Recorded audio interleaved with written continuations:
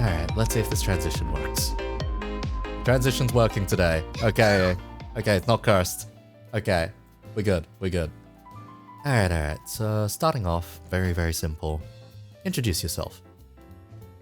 Hello, I'm Henriette or Hen, and I'm a full-time chicken. Oh, now I see myself on the table.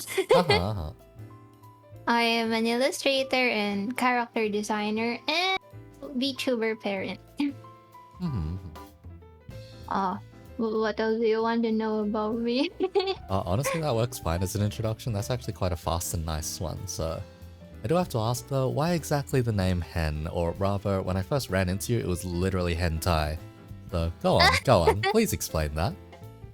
I used to have a really long username. That was back in my high school days. It was actually Heaven, and then the thing is, one of my friends, which is actually Shiro or Sei, they accidentally shortened my old username into Hen. It's like from Heaven to Hen. Okay.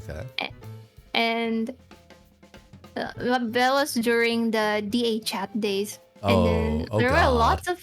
Yeah, it's like a really long time ago. We were all children. And then everyone had a really good laugh. And eventually, all of us made the bet.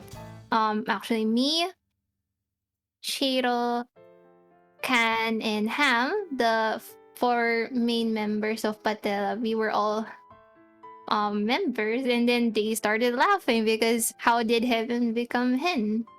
Then we made our usernames into what it is today. Okay. Fair enough. Hi. When I ran into you at first, it was still Yone Hen or hi, Hentai. Yeah. That was still my other old username in between my current one and the Heaven one. Okay. Because hi. Right. When it came to me first running into your whole portfolio, art and all that, that was actually through Aina, actually. Because first time was just like, oh, that's a very nice design, okay. Where the heck did this pop up from? Sees the entire portfolio, sees a lot of flowers, oh god. This is pretty. Yay. Okay.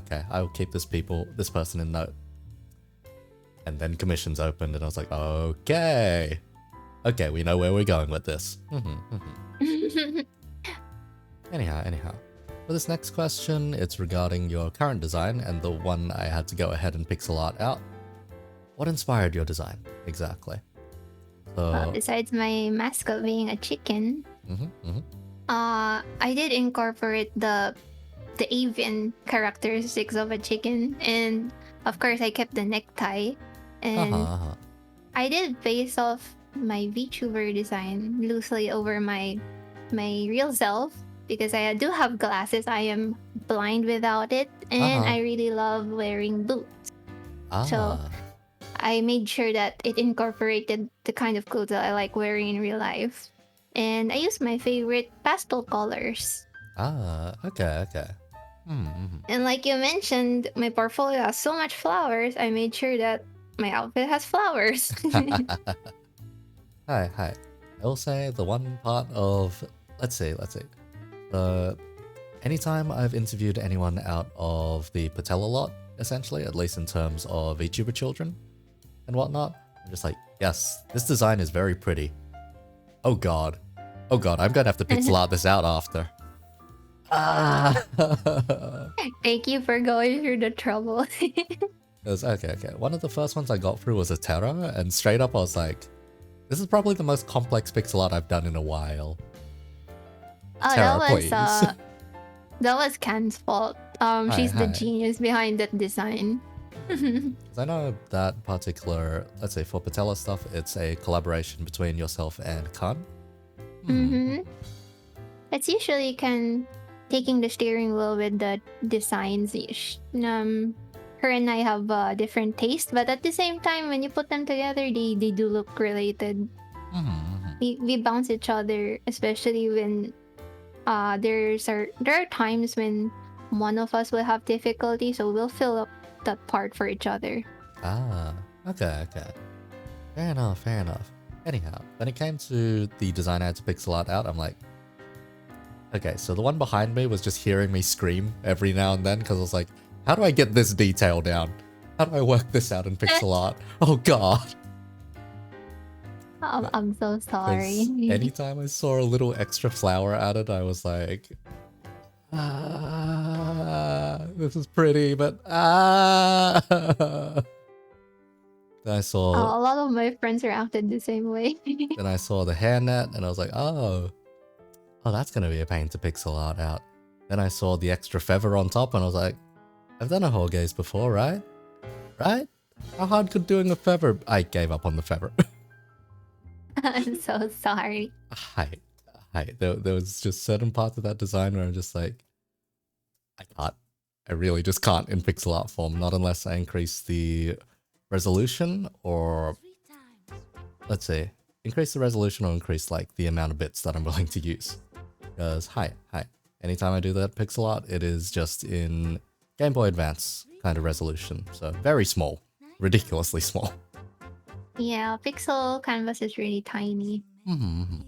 Anyhow. May as well straight up ask, so what exactly started Patella or Hentie when I first ran into it, as it was known as? Hentie is actually from my username in cans. That's why it's like can and then hentai. We did start doing commissions as long as 2015. So wow. that's how many years? That's probably 7 years. So yeah, that's a very long time. Yeah, we were fresh graduates, and we just didn't want to work alone. So we started doing digital art. We had really low prices, and then eventually we have like a lot of clients. So it was slowly scaling in price. But yeah, we actually did the parody of Kankolde or Kantai collection. That's why for a while we were using Kantai collection as well. I did say that. Meanwhile, for Patella, that one was me thinking of food because I am fascinated with paella, which is a dish, and then Nutella because there was a time where our first trip abroad was Singapore, and everything there was Nutella, and everything we ate was Nutella. So it's like if you actually went to Singapore, there was a phase where all of their desserts were Nutella flavored, and then the thing is, we eventually got so sick of it. But yeah, the putting it back to patella, we put them together, and then Cheryl told us that patella actually means bone of the knee. So we started making jokes where we have senior kneecaps. I see. So yeah, it was just like, how did it go from food to kneecaps? yeah, the patella is a certain part of the knee, so I'm just like, oh, I see. Oh god. We embraced our senior citizen rights or something. We always have achy knees from working. Oh god, knees. That is me after working at a standing table at the casino. But anyhow. So, straight up, because you mentioned Nutella, I do have to straight up ask. Okay, so, Nutella, the spread. So I pronounce it Nutella, but you know what certain other people pronounce it as instead? What? Nutella. Why? What?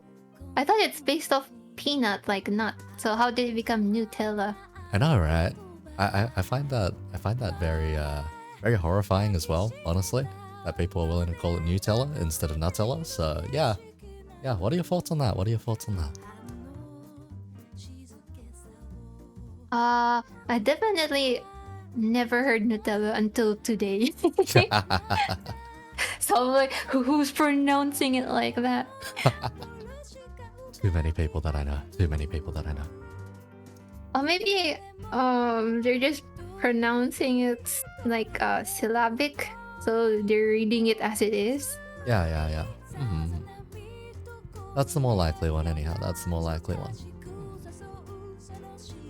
Anyhow, I might as well leap right into it. So, why VTubing specifically? So, what exactly dragged all of you guys down the VTuber rabbit hole? I wasn't actually into VTubers, but I believe Can was the first one to fall into the rabbit hole. So Can was patient zero. One. I see. Yes, she's definitely patient zero. And then she started linking so many VTubers, and I'm like, what is VTubing? Well, I eventually got really fascinated with the idea of becoming a cute anime girl. So I'm like, okay, why don't we go right into it? And then 2020 happened, and people became terminally online, stuck at home. And then we were like, hey, people can make lots of money, so why don't we make it a business? Okay, fair enough, fair enough. The one thing I will say though is your commissions are still very, very reasonably priced by VTuber standards. I'm just going to put that out there. Hi. We don't want to go from 0 to 100 too quickly. Hi. I'm gonna say next time models ever open up, I'm just gonna shove you an alternative outfit one. So hi. We'll see whenever that is. I look forward to it. Hi. It might be a fairly out one there. Or out there one. We'll see. Because hi. That design was meant to come in like the next 2 days, but we'll see if it actually ends up getting delivered or not. Anyhow. Right into it. What does content creation mean to you? Some people take this as a philosophical question, other people as just, well, literal. But yeah. Well, I'm on the literal side. Okay. I just think of it as creating content that you're passionate about, because if you're not passionate about it, why are you even making content in the first place? And the thing is, you have to have the desire to share it to other people. You have to want to share it. And it's basically like telling a story about who you are, what you love through your content. Oh. Okay. That's actually a very neat and tidy answer. Have you been asked this one before? Because yeah, that's the fastest anyone's answered this. I don't know. I mean, I just take it as literally as I can. I don't want to think too deeply about it. I'll get a headache. Okay, fair enough. Because I've heard people be like, yes, content creation is life. Content creation is my existence. Content creation. That sounds like a cult. That sounds like a cult. And there are the more chill ones where it's just like, yeah, content creation's just fun. That's what I've heard from a couple of people here and there. It has to be fun, because what's the point of making content you're not happy about? Fair enough. So I might as well dive right into the next one, which is just, what is your creative process like? So from inception of an idea into putting it to paper, canvas, whatever, and just rendering out an art piece. How does that normally go for you? Well, you start first by collecting a lot of inspirations, because you're not supposed to take from one source. So, I did go through an art school. So basically, they just taught you how to steal properly. It's like, that's the bluntest way of putting it. They would tell you that it's okay to take from other people as long as you're not plagiarizing it. So you start with finding inspirations and then mixing what you know. You have to have an archive, actually. When you're into drawing, you have to have an archive. Then you put it all together, and I would actually suggest a program called Puref. Then you put it all there. Good program. Yeah, you look at it and then take whatever you want and then transform it. That's the most important part. You have to transform it, or else you would be, just a thief. Then you go sketching, inking, base coloring, and rendering. And because I'm a cel shade artist, I have to go through the painful and meticulous process of doing line art. Yes. Line art is just one of those things I never bothered getting good at, so I stopped being an artist and just decided to paint models instead. Because painting models is a lot pretty easier. Nice. I don't know how to paint, so I am fascinated with anyone who can paint. Hi. Painting kind of needs a steady hand, so in some cases my hands are too shaky and I'm just like, I will just use a cheap trick here instead. Yeah. Fair enough though, fair enough. So, let's see. Well, how was I gonna word this particular curveball? Alright, so what are your thoughts on artists that don't particularly use a reference then, in which case? Like they just straight up go like, oh yeah, references are for losers. Let's try drawing without a reference. Oh man, those kinds of people. I will applaud them if they manage to come up with something really nice out of nothing. Although we all have to agree that something from their memory that they saw inspired them to do that. So I wouldn't say that they're not inspired by anything. I would feel like that's a blatant lie if they would say that they're not inspired by anything. Fair enough then, fair enough. But yeah, I've heard the debate a lot before that using any kind of reference is just considered stealing, but yeah. But you cannot learn if you're not looking at something. But although the most acceptable way of doing it without any so you won't get into a debate with anyone is to use pictures of yourself or you took it yourself so that people won't accuse you of anything. Alright, because let's see, one of the main things that a lot of people talk about is, say, anatomy, for example, like just getting body shapes down or body shapes to be, well, anatomically correct, so to speak. Considering you I do have a funny thing about that. Considering you went through an art school, how much of an emphasis was actually placed on anatomy?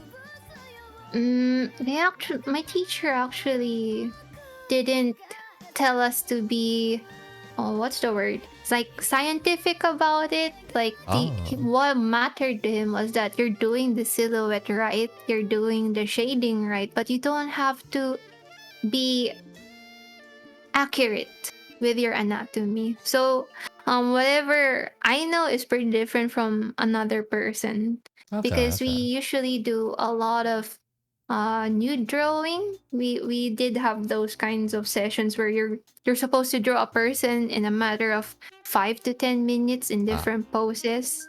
5 to 10 minutes. Wow. Okay, that's fast. Yeah. All right. Yeah, we had a session of 1 to 3 hours of doing that. So it's like you have to sketch really quickly. So you see why our teacher told us, don't think about the anatomy too much. Just draw what you see. Because here and there have been like some real freakazoid of stuffs that have been released to the public out there just in like popular comics or books, and it's just like, oh god, people were not meant to have muscles in those places. You're supposed to have some creative liberties with it usually, as long as it doesn't look too strange. Fair enough then, fair enough. Because yeah, from what I gather then, make sure that it at least looks believable. You don't have to be like full on surgical about it. Okay. We do have a quote where fake it till you make it. Yeah, that was a thing that we believed in on radio before as well. Good lord. It was pretty much just... It can be applied to anything. It was pretty much just, just have the confidence to seem like you know exactly what you're talking about, despite the fact that you are frantically Google searching everything that's popping up. Because, oh god. Yeah. It's like, onto the weather report. Oh, haven't looked at the weather report yet. Yes, cloudy skies. Looks outside the studio window. Yes, cloudy sky. Give me a second here. You sound like you're speaking from experience. Yeah, I was a radio host for the better part of 6 months, give or take. And yeah, I had to handle the weather report, traffic report, and a couple of other interview-related stuff back then as well. So it was a time.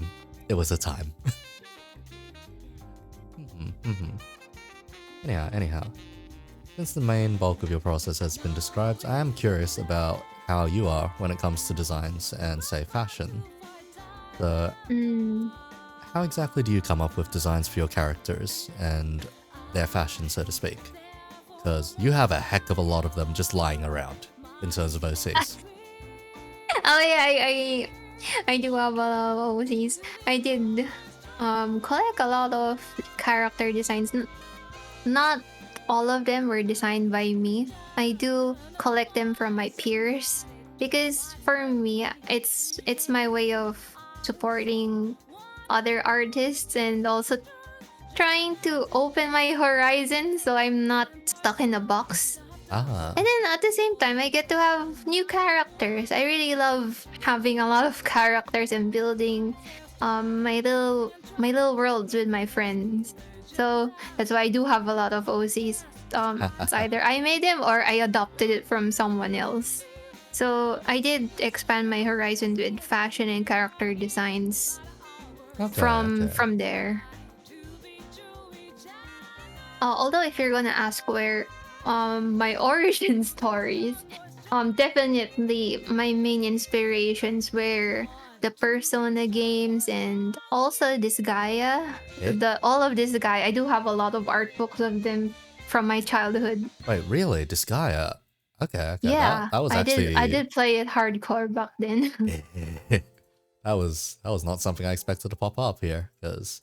Hi. The only Disgaea game I've unfortunately played was the 4th one, and for a lot of people that's not considered the best one by a long stretch. I played the first one, and then I went through a ridiculous amount of levels. I was probably halfway to level 9999. Jesus Christ, that's dedication. That is dedication. I was dedication. that bored. I was that bored as a child. Well, I know Disgaea is just the infinite grinding simulator. The combat's nice, but it is the infinite grinding treadmill, because Jesus fucking Christ, there's a lot of levels. Even there's levels within the item, you know about that. The win system. Oh god. Yeah. Yes, it is grind stacked on top of grind, stacked on top of grind. But hi, so Disgaea and Persona. Huh. Okay, fair enough. Which specific Persona games then? Would there have been 3, 4, 5, or would it have even been the earlier ones? I wasn't actually able to play those, although I did play the side games of Shin Megami Tensei. Specifically, I played the Devil Survivor series. Oh, okay. Fair enough. And then I just appreciated Persona as a third party watching someone else play it. I see. This one's a tertiary. I see. Nah. Kidding. But yeah. Oh, that's fair enough. I'll say, playing through the Persona games personally, it is a slog to actually play through those games. Like, you have to go used to the tactical turn-based fighting. Oh no, the turn-based stuff isn't actually that hard, it's just how much of the fighting you have to do, which it gets pretty annoying after a while, is the thing. Especially if you're going after the story and then the harder bosses and stuff. Oh yeah, now Persona 3 I would consider the worst in that scenario because combat is just god-awful. Persona 4, it's passable. Persona 5 is actually nice and stylish and funky and all that kind of stuff. But after playing through each of those, I never actually finished any of them. I couldn't bring myself to finish them because they were that goddamn long and just that repetitive. Like, they're good when the story comes up, but after that, yeah.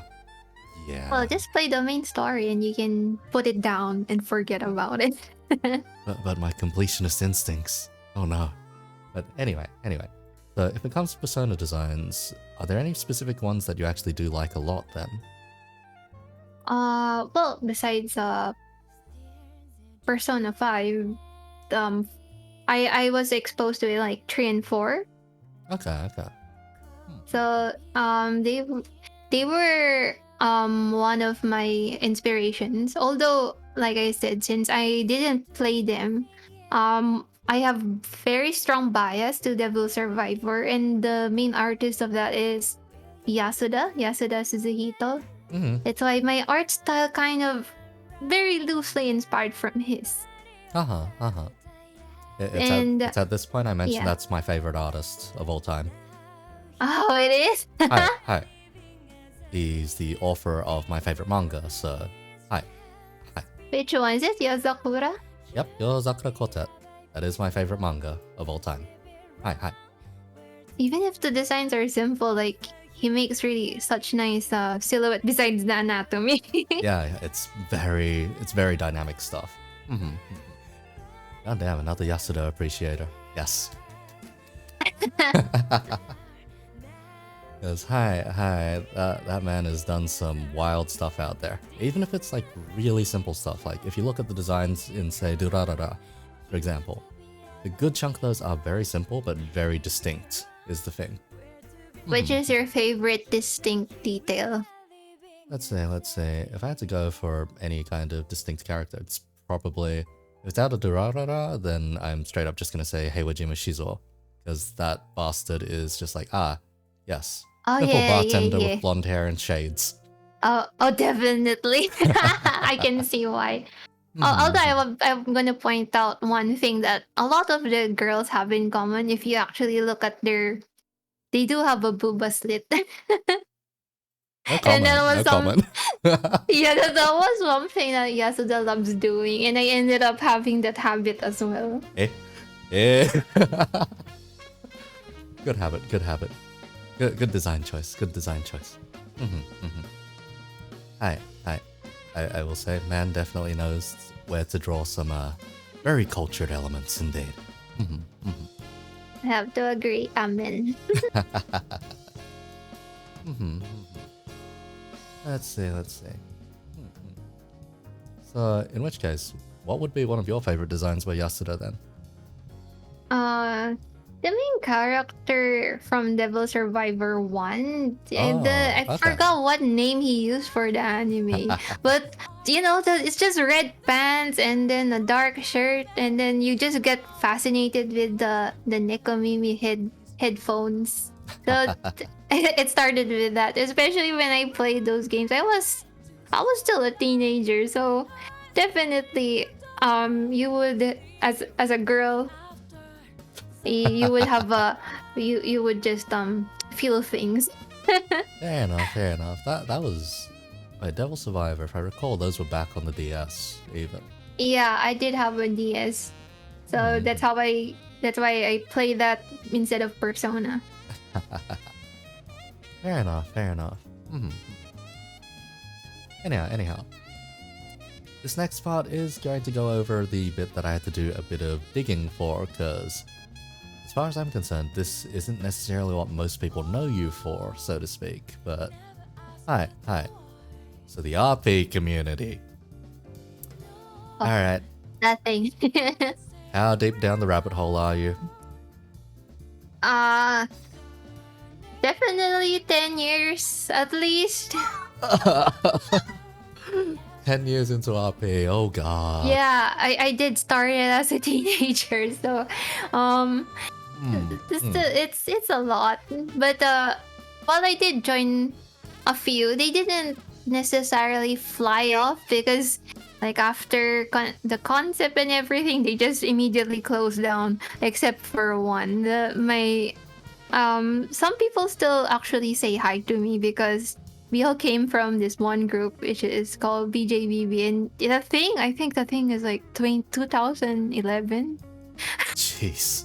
So it's 11 years ago. That was what I would consider my first RP group, because that's the only one that didn't die, because I did join one before that. That thing lasted for so many years. Okay, because from memory, RP groups die very fast. Yeah, someone, it does. Someone comes up with a setting, it sounds really cool and everything. Then you realize, shit, how do we write about this? I think BJBB has been very active for more than 6 years. Oh, 6 years, at least. And then it's not necessarily close, but it's definitely on an indefinite hiatus. And the interesting part about it, all of the Patella members, we met each other through BJBB. Oh my god. Yeah, so we grew up together. Okay, that's actually amazing. Jesus Christ. Okay. Yeah, RP. Let's see. I could never really get into it that much myself, because collaborative writing is difficult. I didn't. I actually didn't know how to write. And then there would be instances where I do meet someone highly educated giving me an entire page, and I was like getting a nosebleed, like, how do you reply to this person with fancy English? Hi. Although the thing we have in common was exercising our chuny desires. I think we're guilty of making edgy characters back then. Hi. I am not gonna deny that I had a face. Oh god, yeah, people really like their edgy characters. Oh god. Hey. When I was hearing about half the characters that my brother was trying to write about, I was just like, Jesus Christ, dude, this is the edgiest thing I've ever heard. Yeah. It's really funny to revisit your old writing and be like, damn, I was so edgy. What was I thinking? If I was to look at some of my old writing, it's just like, oh god, please, no. I know. I don't think I can survive going back to my 2011 writing. Like, what was teenage Hen thinking? Yeah. Back in 2011, my writing was actually absolute garbage. English was actually my worst subject back then. Like, how does one put it? I grew up in a very traditional Asian family, and they didn't give two flying fucks about English, essentially. It's not obvious with how you speak now. Yeah, that's because in 2011, I got a really good English teacher. Bless them. Yeah, 2011, 2012, I had two of the best English teachers I had ever had. And then I got one of those teachers back in my senior year all over again, and it was like, wow, this is amazing. I should become a writer. Yeah, why not? I'll go become a writer. Me after... And then revisit your old writing. Me after being a freelance writer for 3 years. Freelance writing's not paying the bills. So yeah, I went through way too many other jobs after that, and now I'm a casino games dealer. Hi. Also, yeah, the background that we're currently on is based off of my workplace, actually. Oh, it is? Yeah. Like, almost everything here is a bit of a almost one-to-one of what my workplace looks like, except without the tree. Oh, I was like, how is there a tree in a building? But it looks really fancy, though. Yeah. Instead, that's just usually like a fancy lighting spire with a bunch of extra bottles and whatnot on it. The tables usually aren't this close to the window either, but the view out the window is roughly the same. Hi. But yeah. I do have to ask at this point. When's the last time you actually did do any writing? Oh man, I wouldn't consider it serious writing, but I do still kind of practice basic storytelling stuff since I update my toy house every now and then. Of course, you need to write a small excerpt about your characters. So like tiny plots. And I do have very private stories with my friends.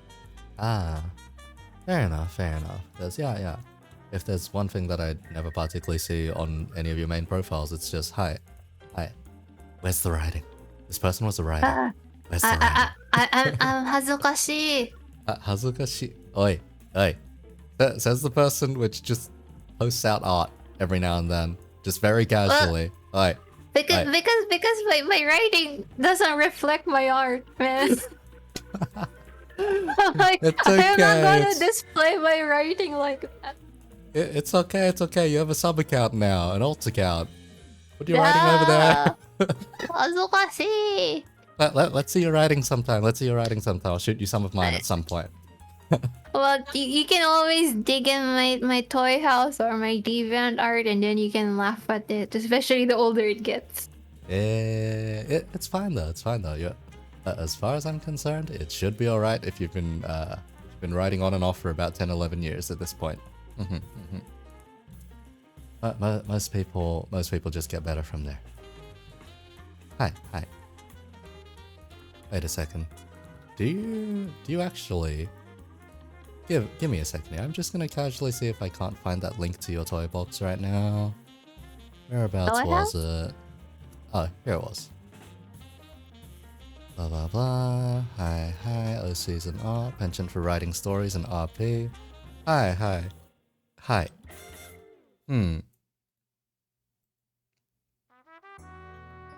Wow.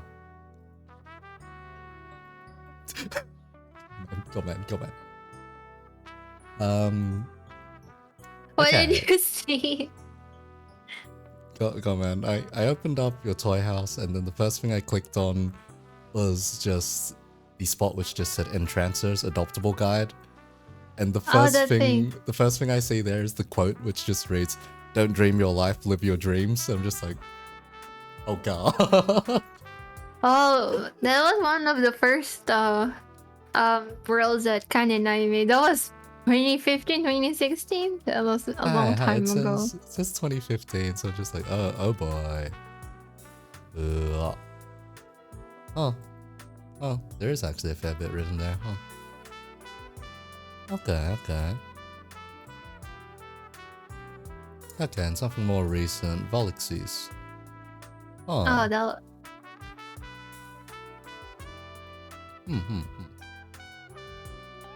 Alright.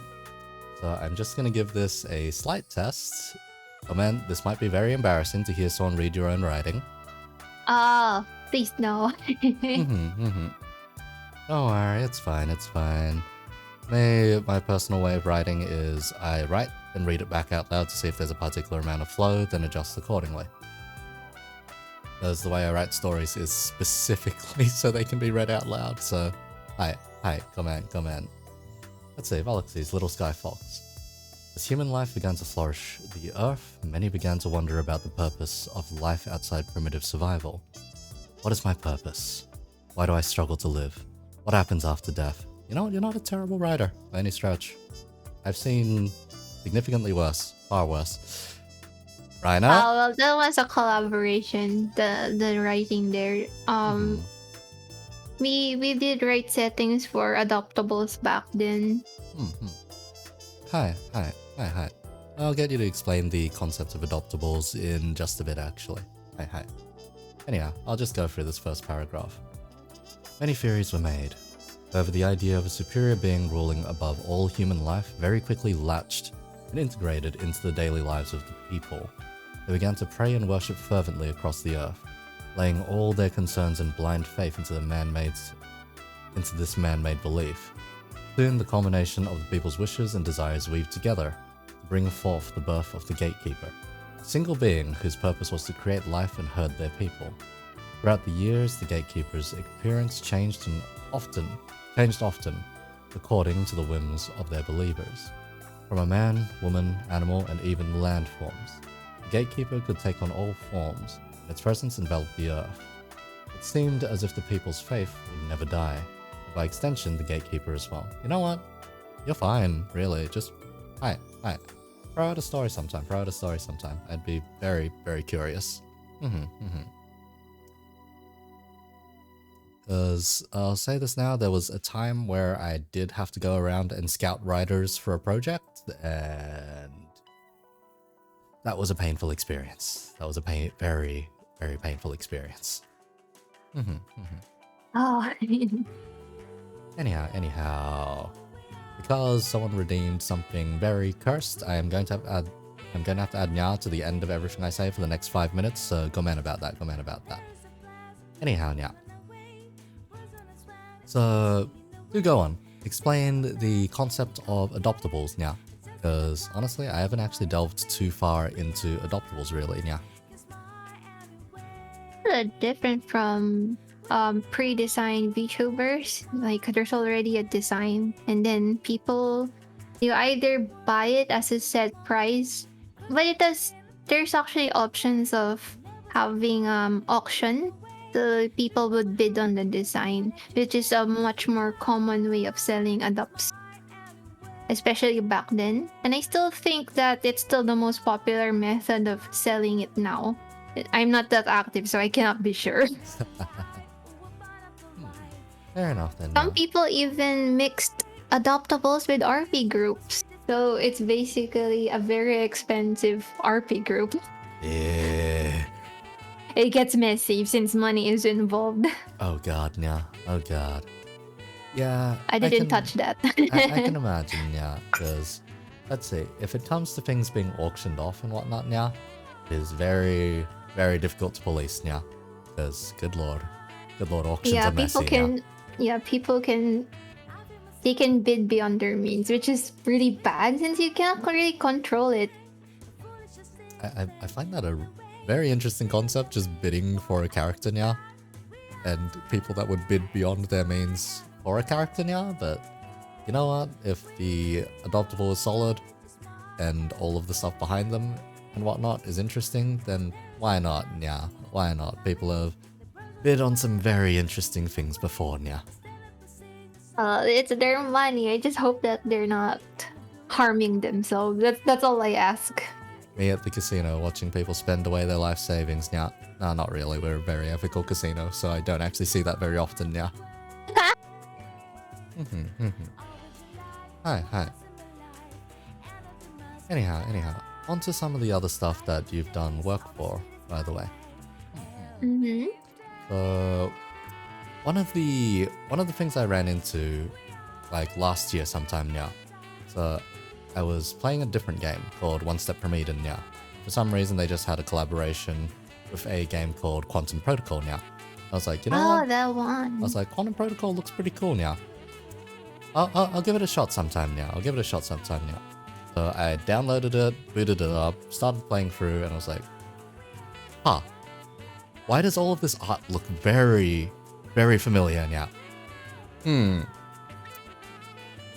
That can't be right. Right! Yeah!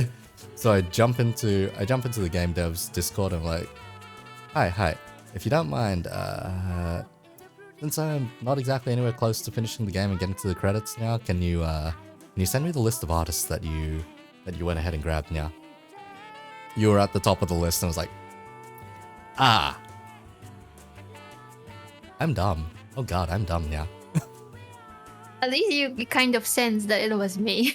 Hi, because the other thing was, the reason why the characters looked very familiar is because at the time you had posted out a bit of new art for said characters as well. Yeah. So I was like, god damn. Yeah. Hi. One thing when it comes to your commissions, by the way now, at least your solo ones, what I noticed is that you place them pretty much just like perpetually closed, and you know, fair enough. You've got a lot coming in at any given time, considering you've got patella work and other personal projects you need to tend to now. But yeah. What I found particularly fascinating was the fact that you mentioned the kind of stuff that you're very interested in doing commissions for now. And I couldn't help but see that, what's it call it? Both for visual novels and, let's say, well, not necessarily visual novels, but games and book covers was things that I was like, interesting. Any particular reason you want to shove work in that particular direction, yeah? My course in college involved graphic design, so I'm very confident when it comes to making posters and illustrations. So anything that is compatible with my skills, I'll just take it. those kinds of jobs. Although I'm more passionate about indie games. I do have a desire about contributing in the game. So I'm more keen on that kind of thing. So that's why I worked with the dev of Quantum Protocol, which is Jaren Kong. You can actually find him in Twitter as Kong Jaren. Oh, hi. I even though I really like working for indie games, I'm incredibly picky because I went through a lot of projects which didn't see the light of day. And even if I was paid, if it doesn't get released, like I feel like it's a waste of everybody's time. Go on. I know that particular feeling all too well. As someone who was in game dev. Oh god. It's only with Jaren that I was very confident that he will finish his game, and my work won't be wasted. That's why I work with him specifically. Okay. Fair enough. Let's see. Then, let's see. Regarding book covers, then, do you have any particular criteria when it comes to those? Well, I have to like the aesthetic. I don't necessarily read the book because I did have. The thing is, my username ended up attracting people who aren't exactly safe for work. Hi. Because the one time I saw a book cover from you, it was for a seems pretty spicy. Yeah, it's pretty raunchy. I didn't read it, but the thing is that my client pitched it to me that it's gonna be a sexy dessert BL. So I was like, that sounds very interesting. Something that I'm curious about. So I just took it, and then my friends started laughing. I'm like, oh, you're finally channeling your username, Miss Safe for Work. Oh. So it's more like it was kind of impulsive, but at the same time my client was really nice, and so I only like working with them. To be specific, the book series is called Servitude, so for anyone who's curious about it, you can look it up from Kai Aubrey. That's the name of the writer. Yep. I'll just say, yeah, that is one heck of a way of summing up a novel, you know? Sexy desert BL. Yeah, I was like, the way they emailed it, I was like, it made me fascinated immediately. Good lord. It's just like, bruh. Hi. I'll say if one day it does come down to me writing a novel ever again, because I've done that exactly twice. One that has never seen the light of day, and the other that was completely captured on stream for people to read while I was writing the damn thing. If ever it comes down to that, you are probably among the top people on my list to just rush over to. Hi. At least when it comes to a cover. Okay. It'll just be, why, hello there. I heard you did book covers. But anyhow. So the particular reason I'll say that I brought up RP to begin with, because it's not the most prominent thing that popped up on your profile by any stretch. Because first is the art, then if people look a bit closer, they do notice the RP stuff, but then none of it is exactly the most public. The reason being... it's just a hobby. Hi. The reason that I ended up bringing it up was because, let's see, so about 2-3 weeks ago, roughly, maybe about a month ago now. Yeah, about a month ago now. There was the Smash convention over in Sydney, the Sydney Manga and Anime Show. And someone came up from a different state, paid a visit and whatnot. And then they were like, oh yeah, what's your VTuber design like, blah blah blah.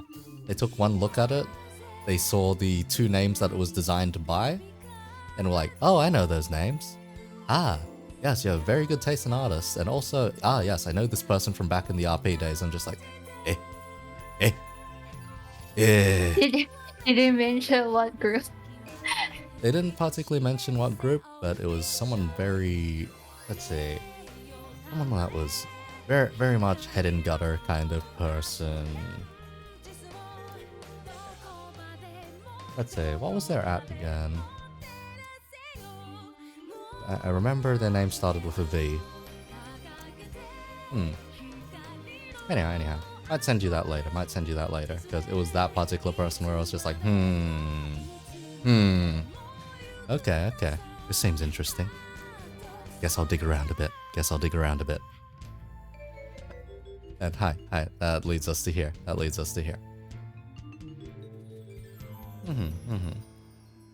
Anyhow. May as well drag the conversation back over to VTubers. So, regarding the indie scene, have you run into any kinds of grievances or highlights in this scene before? Not necessarily. I think it's not. It's not that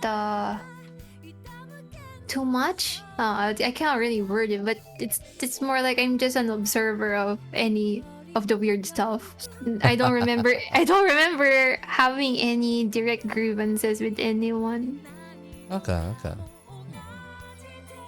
I want to keep it that way.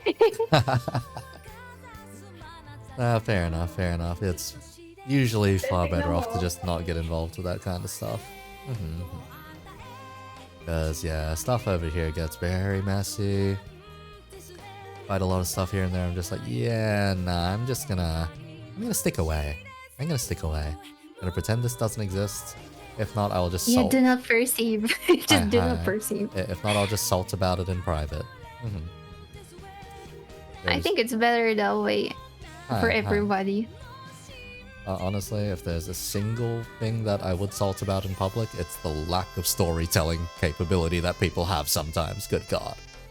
Are you talking about the lore or when they're role playing, or we're talking about both of it? Okay. So, in the world of talent production, the main thing you need to sell people on is someone's image. And to get across someone's image as quickly as possible is to display their story, essentially. So you need to be able to tell someone why you should care. A lot of VTubers are very bad at that. Well, I'd like to think it's the first time for everybody, and then there's us who at least went through the cringe phase a little bit early in our lives. Yeah. Like, I will say, storytelling is a very important concept in any kind of media. Like, it is a thing that is used very often in, say, esports, for example. If I'm to take the easiest example, let's say Faker, League of Legends player. Oh, Crazy legendary yes, guy, everyone knows about the guy. Every bloody commentator calls him like the undefeated Demon King or whatever the heck. And just say that, oh yeah, thanks to him, SKT have a bloody dynasty. Hi.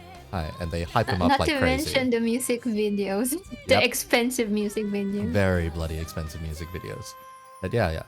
Everything manages to hype this guy up because he has some kind of story to tell. And one that he grabbed by his own hands and managed to forge. Now, the thing is, a good chunk of that is just advertisement material and promotional material. And a lot of VTubers in the indie lot just aren't necessarily capable of that, so to speak. If not, the reason they became VTubers was because they could throw away their past entirely, so they're starting with a clean slate and they don't really have a story to tell to begin with. Hi. That's the only thing in terms of hot takes that I am very, very public with. At least when it comes to indies. That kind. Well, you can always try making public lessons, and so that there's lesser people who would make that kind of mistake. Because, thing is, like, if you come into someone's stream or you raid into someone's stream, they kind of want to figure who the hell you are. If not, they've heard of you from somewhere else. It is better that they've heard of you from something or a reason than just your name. Yeah. So, for example, the straight-up impression that we get when it comes to you, for example. Most people will straight up just go, hi, yes, that person's art is really pretty. And straight up it's just like, hi, look at their character designs, look at all these flowers, look at all of this. It's just like, hi, extremely pretty. Go look at it. Hi, do you see this art? Yes, it's very pretty. Do you want to see this art moving? Go look at this person. But yeah. I do think when it comes to VTubing, it's much better that you had a sort of content outside of VTubing. Because if you're just starting from VTubing with nothing, you have to have a shit ton of charisma and, like you said, a story to tell. If you don't have a safety net, which is content before becoming a VTuber, it's really gonna be difficult. Hi. You wouldn't exactly have the same kind of, like, promotional power, so to speak, advertising power, or any kind of, say, staying power. Because then the only thing left in terms of your content, so to speak, is your streams. And considering most people stream on Twitch, those stream VODs do disappear pretty quickly. I did read about that. Especially if you're not an affiliate or a partner, it just disappears really quickly. You get 7 days non-affiliate, 14 days affiliate, and then a month, or a month up to 3 months partner. And it sounds really difficult, especially YouTube and Twitch have different pros and cons. Oh yeah, definitely. But hi. I might as well throw this one in at this junction. So, at any point were you considering becoming a VTuber yourself in the future? Because I know you ended up getting a design and potentially a model, so hi. I do plan. It's more like because I am not gonna be just a VTuber. I did ask my friends who I commissioned that to only work on my model when they're not busy. So that's why that's why it takes a really long time to get mine prepared, since I don't want to take their precious time even if I paid them. Especially we do have a lot of deadlines right now. So I did tell them to put it when they're free. So I do plan on streaming my work, so people can watch me suffer while I work. Hi. I'm quite curious of how your process will end up looking on stream. Because yeah, there are definitely a lot of whining. Hi. Because there are plenty of people out there which do go ahead and stream their art. Some artists are actually among the more popular ones out here on the platform even. Like at one point I even watched a certain VTuber artist literally do a new model every single week, and every time I tuned in I was like, Oi buddy, why is there another kid all of a sudden? Why do you have this many kids? Like. And every time they'll be like, oh yeah, I swear, this one only just came in like at the last minute of this week. Like, this wasn't planned, this wasn't in the queue, they just happened to show up, and you know, he's a new VTuber child. Wow, they're incredibly productive. Hi. That one was one of the artists I interviewed with ridiculously big artist energy, and I was just like, oh god. Because yeah, they were professional illustrator for over a decade at this point, and I'm just like, how did I find you? How did I find you at any point? But hi. When it comes to VTubing, so you plan on doing your art on stream. Anything else in particular? Do you plan on playing any games, doing any other kind of content? Maybe, but it's not gonna be my main focus. Although, Kan and my friend, they did invite me on playing games like Minecraft. I'll think about streaming that, but I'm generally a noob. I don't know if I want people to witness my newbity. Don't worry. There's always an appeal in people getting into things for their first time. Hi. Because yeah, for whatever reason, there are a lot of people that want to guide people on their way. Yeah, anyhow. I'll shove this particular question here. This one is... how does one put it? It is the most job interview-like question, I guess, that I have in this entire lineup. And it's kind of the one that a lot of people dread to hear because they never know the inner workings of like a company and where they should be aiming for to answer this question. Okay. I will say VTubers and most content creators give roughly the same three answers, kind of. I think you're going to dodge all three of them just on the pure fact that you're not necessarily a streamer yet. Anyhow. Goals for the future. Any goals at all? Aside from streaming, because the thing is, I do have a level of social anxiety that I'm still dealing with. So I am incredibly shy, and I'm actually expending a lot of energy just being in this interview. So definitely working on myself, and maybe streaming might help me. And other goals would be maybe printing my own art book, and maybe making my own indie game, but the I don't want to do it alone. So most likely I will be working with Can with that. I don't imagine my future without her. Fair enough, fair enough. Let's see. So in that case, yeah, you definitely dodged all three of the common answers, because the most common answers I get are, first one's like a metrics based one. It's like they want to hit a certain number of followers, hit partner, YouTube partner, Twitch partner, whatever the heck it is. Second one is usually someone wants to do a re-debut or redesign of their model.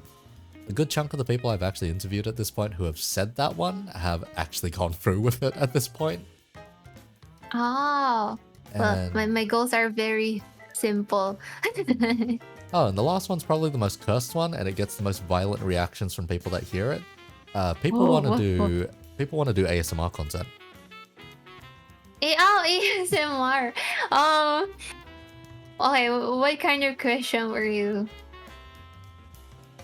Or is that one of the answers given? Yeah, that was one of the answers given. They just straight up want to do ASMR content as one of their goals. Well, that's funny, but at the same time, if it works, good for them. Because anytime I've heard people anytime people have heard that particular answer, when I mention it's one of the common ones, you either get the, oh yeah, that makes sense, or the, oh yeah, that's a shortcut to the top, or, ew, get that away from me. You get 3 visceral reactions from it. Yeah, it's a very visceral reaction. So I may as well throw the question directly at you. What are your thoughts on ASMR then? I can hear someone laughing in the background. Hi, that's my rigger and girlfriend just laughing in the back. I mean, it is funny. Although I did attend one ASMR session because my friend linked it to me, and I had no idea what it was until they threw me into this rabbit hole unprepared. And the thing was, I immediately got goosebumps because I'm wearing earphones, so I can definitely hear when someone's licking in my left or right ear. So I was like, what is this? I think I was craving on my friend. What did you link to me? This is very cursed. And the thing is, I don't want to name them, but I do have to admit that the VTuber has a really nice voice. But the thing was, even if they had a nice voice, they were triggering everything that I hate about anyone stepping into my physical bubble, because I felt like someone was whispering into my ear. Not to mention, I heard the licking. The licking ended it for me. Oh god. Hi. Fair enough. Good lord. I wasn't prepared. That is a very visceral first experience. Yeah, that was my first, and then they linked me other weirder stuff. Like before VTubing became a thing, they linked me ASMR boyfriend. I'm talking about the ones with videos. They're not even 2D anime girls or boys. It was the weird one. Oh, and I'm like, God. what is this? Why do you know this? Hi. All I can say is people get lonely. That's about it. Well, for someone with social anxiety and not liking someone being too close, it just creeped me out. Fair enough. Good lord. Although my friend had the same reaction as you guys, laughing really loudly at my reaction. The funny thing is, it just means that ASMR does logically work for you. I mean, it does trigger the reaction that it's supposed to trigger. So it's just like bruh. Oh, clearly I'm not the target audience.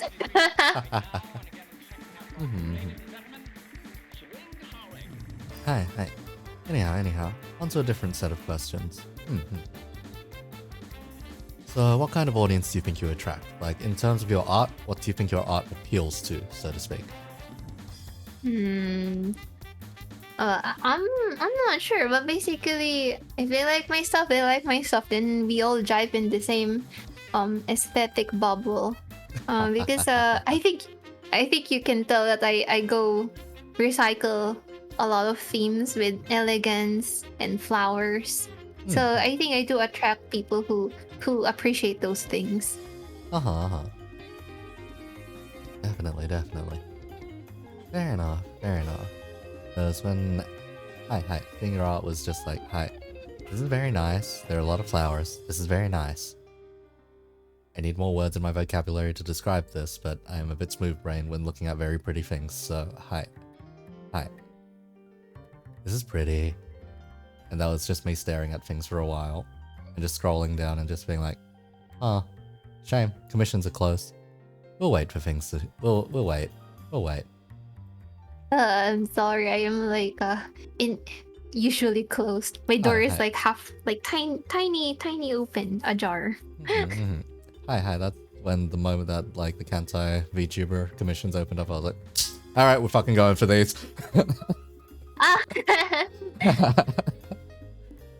Because at first I was like, yeah, I'll just skirt by with a random PNG I drew on like a trackpad for a while. I'll see where things go from there. Then those commissions opened and I was like, god fucking damn it. Okay, I'm opening my wallet. My wallet's looking very thin right now, but you know what? This is an investment. This was worth it.